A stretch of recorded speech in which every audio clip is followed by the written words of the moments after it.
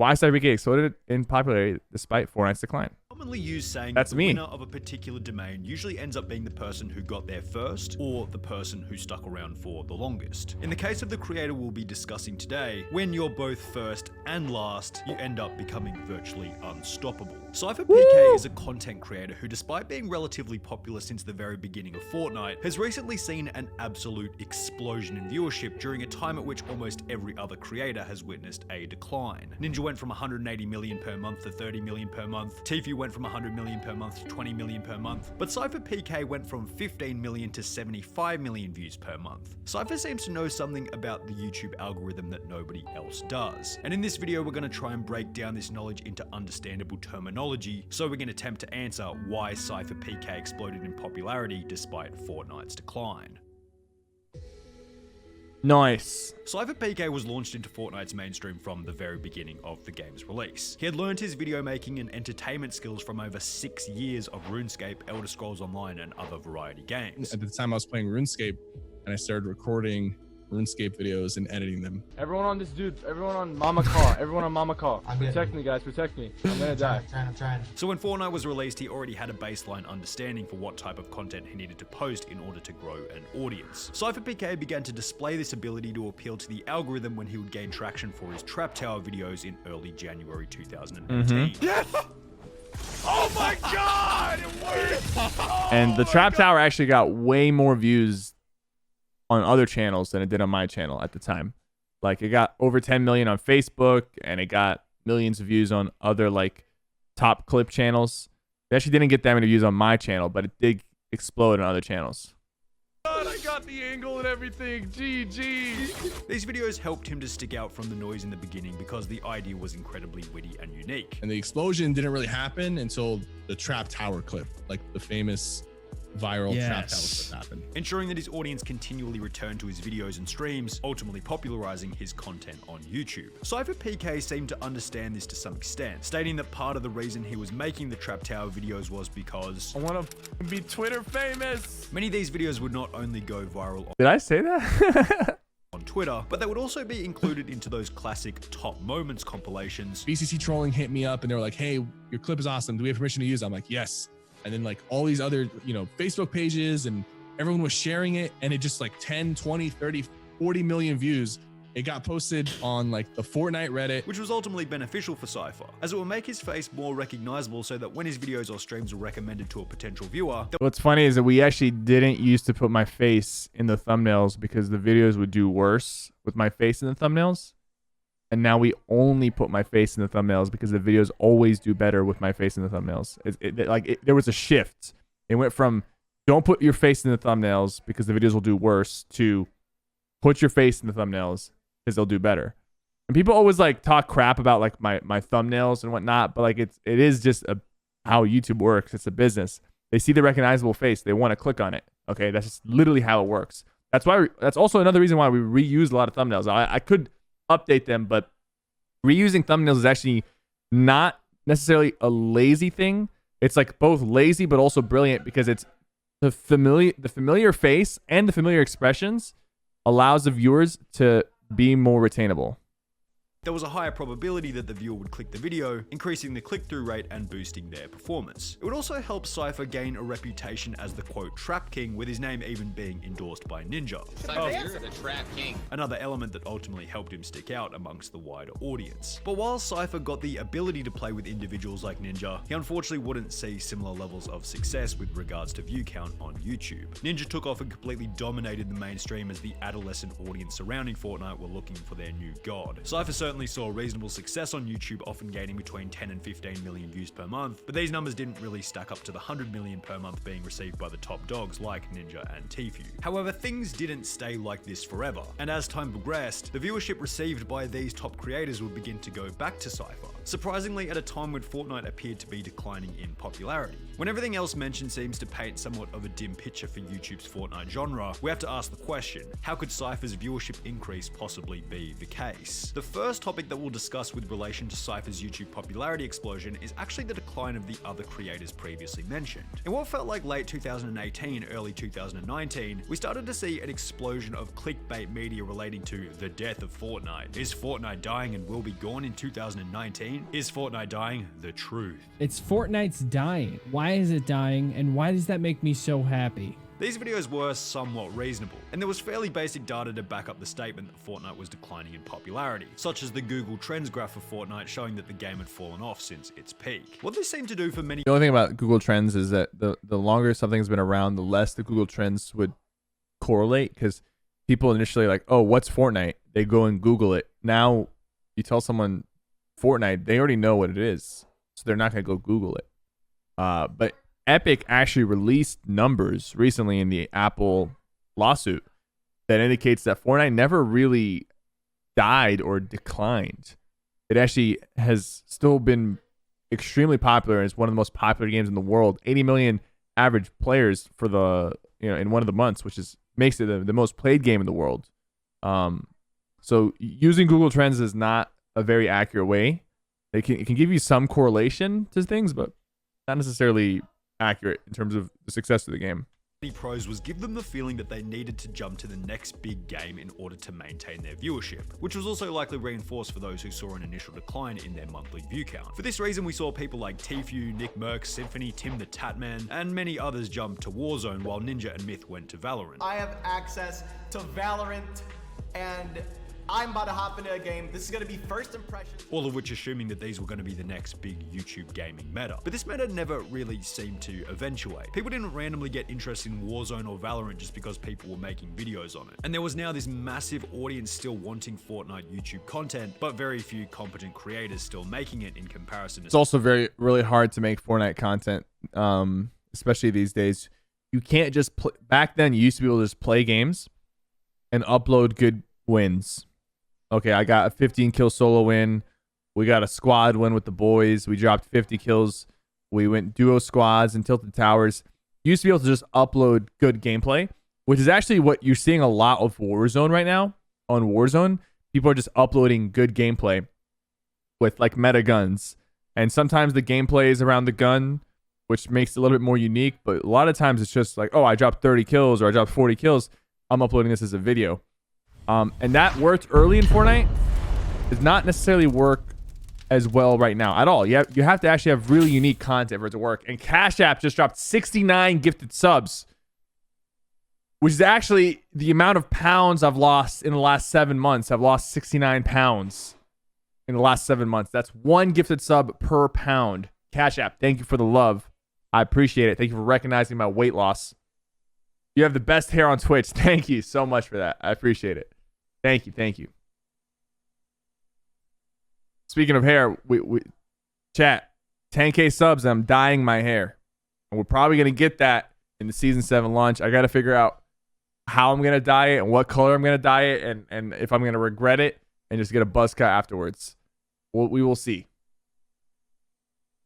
Say early 2018. So here's what Sypher did differently in comparison to almost every other big Fortnite YouTuber and streamer. He simply stuck to his guns and continued with the Fortnite content while every other creator was departing in droves looking for the next big game. A lot of content creators for this game have come and gone, but we're still going strong into 2021, and I'm super excited for what's in store. Perhaps Sypher's reasoning for sticking to Fortnite instead of looking for a new game was because he had experienced a similar phenomena back when he was streaming Elder Scrolls Online. And every time I try to play, Overwatch or H1Z1 or PUBG, viewership would tank by 80%. The chat would slow down, and I would just be like, wait, I can't grow like this. I'm nervous. I just go back to Elder Scrolls, and then I don't pursue Overwatch, and I don't pursue H1Z1. With his past experience warning him of the potential dangers in leaving the game you initially gained your success on. The ultimate result of so many YouTubers. So it's a little off because in reality, I actually grew from that, because when I went to Fortnite, I had a huge decline in viewership, but because I liked the game, I actually stuck with it and became more popular than I ever imagined. So that actually changed my perspective on the whole. Like, I don't mind viewership declines. Good example is just recently, like when I first started playing Warzone, I would barely have 2,000 viewers, barely. And actually, the past few days, I've been playing Warzone solo to like 5,000 to 7,000 viewers, and that those numbers are almost comparable to the Fortnite numbers. So I actually learned that like it's a process, right? You initially dip in viewership when you're trying something new, but if you're enjoying it, you're having a good time, people catch on, and your viewership eventually goes up if you're doing your job right. So it's just a process, which I learned from. Another thing is that we didn't just stick to our guns with the Fortnite content creation. The reason why a lot of people's viewership declined on Fortnite is because they kept uploading the same kind of content, but we really innovated the content in a way. We jumped on trends. We created trends. Just recently, we created the trend where we react to people's gameplay with their webcam covered and their username covered, and we try to guess who the player is. We created that trend. Jack created that. We uploaded a few videos of that. Those videos were wildly successful, getting millions of views, and a bunch of YouTubers and content creators copied that trend. And I'm not saying copied in a negative connotation. They did their own version. There's nothing wrong with that, but they copied the trend because it was working, and so we started experimenting. We started really trying out new things and coming up with newer concepts that would work, because uploading just like normal gameplay didn't work anymore. Is departing the Fortnite genre seemed to be that the audience who still wanted to watch Fortnite content began to come to Sypher's channel, boosting his views and subscribers substantially. A similar phenomena also seemed to happen with many other creators who just stuck with the Fortnite content while everyone else bailed, such as Mr. Fresh Asian and X2 Twins, who saw an increase from around 1 million views per month in January 2020 to 40 million per month in December 2020. This good fortune being a dramatic decrease in competition then coincided with another uncontrollable phenomena that would help SypherPK's YouTube statistics dramatically: the bizarre change in living conditions witnessed in 2020. Talking about the pandemic has become such a cliche at this point, so usually we'd avoid it. But in this circumstance, it's vital when analyzing Sypher's recent success. More people are watching right now due to quarantine because people are home. There's more people watching due to quarantine. Between March and May 2020, as many of you know, the whole world was forced to stay at home. This resulted in a search volume increase for the term Fortnite and Fortnite YouTube, causing an increase in Sypher's YouTube viewership. It's hard to quantify exactly how many of Sypher's extra views were a result of forced isolation, but even if we make an assumption of say 10 to 20%, that's still better than nothing and worth noting. But YouTube wasn't the only thing that was blowing up as a result of forced isolation. There was another platform that had gained mass popularity in early 2020, which Sypher would take advantage of, ultimately leading to higher viewership over on YouTube. Just recently, I started uploading TikTok videos. How's that been going? There's some people that are on board and like going full for it, and then like, are you doing some original stuff? I was initially very hesitant. SypherPK would upload his first TikTok in January 2020, which happened to be the first month where his YouTube content began to really blow up. As mentioned, Sypher was hesitant at the start, but the TikTok algorithm would bless his content, and his first few videos would gain upwards of 3 million views. Okay, so this is a little bit inaccurate because the TikTok, we started it around that time. It got some initial views, but we only uploaded a few times in the first month. We only recently started uploading our YouTube shorts to TikTok. But yeah, the TikTok didn't really play too much of a role because we were only on it for a little bit in the beginning, and then we only recently got back into it. I don't think it played as big of a role into feeding the YouTube videos, but I do think that we became popular on TikTok because the YouTube videos were already popular. Each. So then I decided, okay, I'm gonna upload a couple stuff, and I've only uploaded 2 clips, and they both like kind of blew up. You know, I don't know how the numbers work or anything, but Sure. their algorithm is insane. So Considering TikTok also seemed to be experiencing this similar pandemic-induced blow-up at the same time that YouTube was, Sypher's TikTok videos would continually perform well, gaining around 1 million views per video consistently, ultimately boosting his public image, making him more recognizable over on YouTube. But this third-party recognizability wasn't only exclusive to TikTok. A similar thing was happening over on Twitch, as Sypher was gaining between 100,000 and 200,000 followers every single month. We gain a lot of followers on Twitch. Like a lot. Every month, we gain a lot of followers. Doesn't always equate to more average viewers, but over time it does. Month before his YouTube would explode. Considering Twitch and YouTube seem to be somewhat synonymous with each other, Sypher's growth on Twitch would automatically funnel viewers through to his content back on the YouTube platform. On top of this, his YouTube explosion would then feed viewers back to his Twitch stream, peaking at 46 and 47,000 Twitch viewers during his most substantial months on YouTube, creating cross growth between both his YouTube and Twitch channel. Most of what we've discussed so far relates to the circumstances surrounding Sypher's blow up, but we haven't actually analyzed the content itself. What was different about the videos that exploded in popularity as opposed to the years of previously posted videos that performed to a mediocre extent? Well, to begin, we should let Sypher explain his methodology for coming up with video ideas, which will act as a baseline for the next section of our video. The type of content you're posting also has to be somewhat unique. Find something that's missing in whatever game or genre you're playing. It doesn't have to be completely missing, but something that people are looking for, people are searching for, but there's not a lot of it. And make that content if that's something that you can do. Sypher explained that his strategy for going viral surrounded finding a genre or idea that people were searching for and providing content for that genre in a better way than anyone else was able to. This strategy would reveal itself in uploads such as We Need to Talk About Fortnite, in which he would discuss the earlier mentioned narrative that the quality of Fortnite was in regression. There has been the hashtag rest in peace Fortnite. The trending nature of the Fortnite is dying topic, mixed with a little bit of disappointment, drama, and nostalgia, helped this video to gain over 4 million views. A similar nostalgic tactic was employed when Sypher would upload a video titled Bringing Tilted Towers Back OG Tournament, rebuilding the classic Tilted Towers and battling it out with some of the other OG pro players. I brought back Tilted Towers. We recreated Tilted Towers in a This was such a cool tournament. However, in this video, rather than using drama and disappointment, Sypher would replace these elements with collaborations from many other well-known creators such as Nick Merckx, Aiden, and Nick-A30. We're watching Nick first.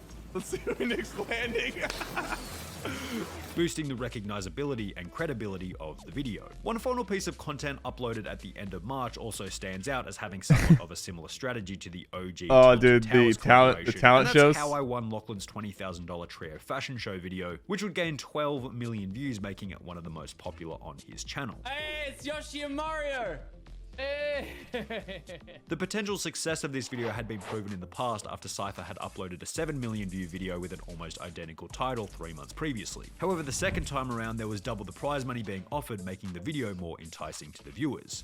I don't think prize money really entices the viewers, more or less, to be honest with you. I think a lot of viewers are very numb to prize money, especially when it comes to Fortnite, because like especially the early tournaments, they were like $1 million tournaments, $100,000 tournaments, $500,000 tournament. Like people don't really care about the prize money as much. You put in the title, you know, to make the title more clickable, but 20,000 versus 10,000. I think the one that did 12 million views